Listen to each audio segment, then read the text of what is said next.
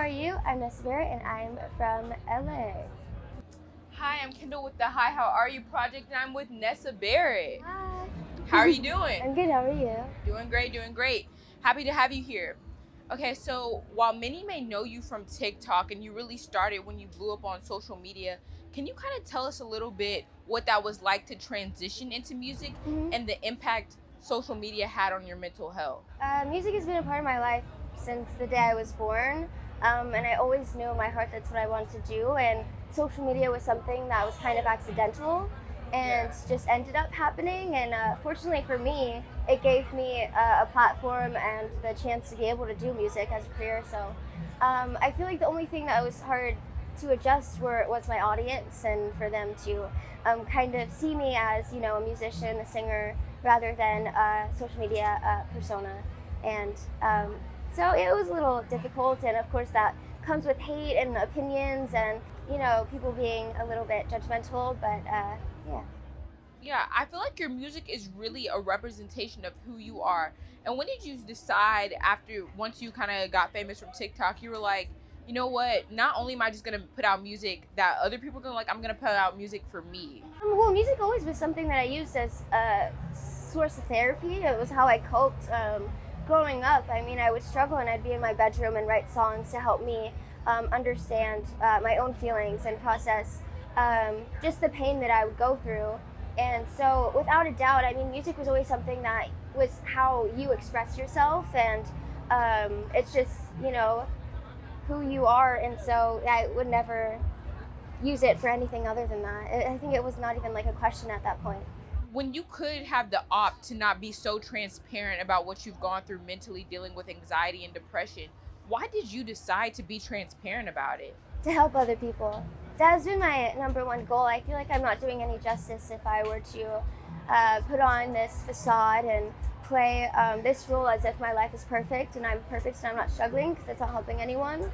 When I was at my lowest growing up, I always felt that I was alone. I feel like that's the biggest struggle when it comes to mental health, is that you are in such a dark place that it makes you feel like you're the only one that's going through it.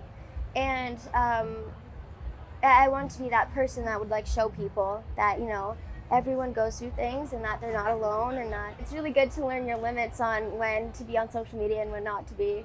I feel like there's kind of this strong hate culture right now with society, and people just thrive off of drama and you know, just hate, and it's sad, but it's just how the world is. Yeah, sucks. So I always have the most burning like feeling to respond and to prove myself, but every single time I've been in positions like that, I've decided to take the high road and just keep quiet, because I know myself and I know my truth. And honestly, it's made me it brings more peace to the situation. Just, you know, when you know who you are and you're not worried about what everyone else is thinking and trying to prove yourself, that's when, you know, it comes more peaceful for you. And Right. Knowing who you are, you also know the type of people that you want to surround yourselves with. So how have you been able to maintain friendships, but also decide and navigate who is for you and who isn't? well, oh my God, I've been in LA for, you know, almost 4 years now, and I've gone through a handful of friendships and friend groups, and each time I was like a different version of myself. And I think it was up until recently, about 9 months ago, I decided that I really need to dive into my own healing journey, and that kind of forced me to fully isolate myself. And so I, you know, kind of backed myself up into a corner, and I didn't, you know, talk to anyone, didn't go out, didn't hang out with anyone, and I just wanted to heal for me and figure out who I am. And since then, I mean, like, the people that I chose to surround myself with are the ones that are truly for me and like support me and, you know, have always been there. And I feel like there's just, you know, everyone's on a different frequency of life, and yeah, it's just good energy. I like to surround myself with good energy and positive people, and, you know, the ones that are very loving.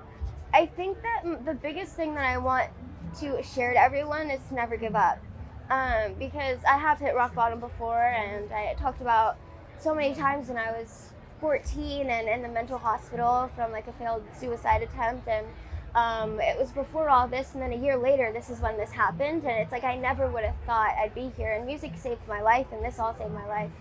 And I just know how it feels to know that, like, to feel like life's never going to get better, and you know, it's forever pain that people have to deal with, and I want to just be like this sort of like physical proof that that's not true. You know, everything can turn around, and I always think, like, God forbid if that my 14-year-old self, if I actually didn't make it that time, you know, and I wouldn't be able to do this, and I wouldn't be able to be here, and I wouldn't be able to help other people. And so till the day I do this, till the day I die, and so like every day I do this, I want to, you know, just kind of be a voice for them and to really help them feel like, you know, everything's gonna be okay.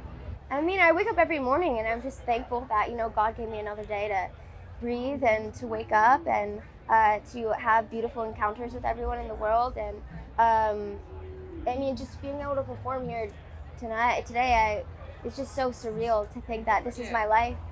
And yeah, it's really special. Well, that's so good. I'm glad you're speaking to us, that you're the happiest you've ever been, and that you're confident as you are. And thank you so much for taking the time to speak with us today. Thank you for having me.